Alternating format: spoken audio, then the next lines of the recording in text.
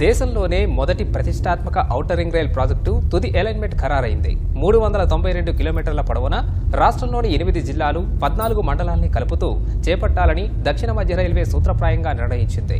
మొత్తం నిర్మాణానికి 12,070 కోట్లు అవుతాయని అంచనా ఉండగా రీజనల్ రింగ్ రోడ్డుకు సమాంతరంగా రింగ్ రైలు ప్రాజెక్టు పట్టాలెక్కనుంది. ఈ ప్రాజెక్టుతో రవాణా సేవల్లో మల్టీ మోడల్ కనెక్టివిటీ పెరగనుండగా కాలుష్య ఉద్గారాలు తగ్గనున్నాయి.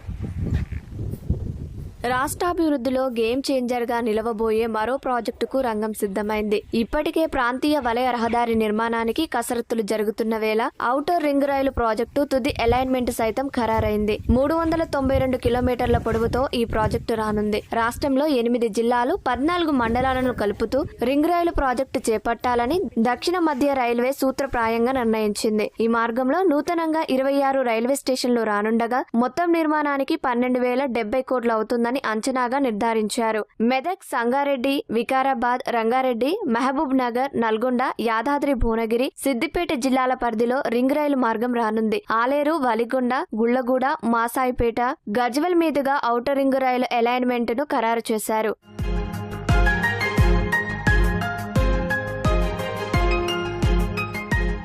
ఔటర్ రింగ్ రైలు ప్రాజెక్టు తుది సర్వేకు 2 ఏళ్ల కింద రైల్వే శాఖ ఆమోదం తెలిపినప్పుడు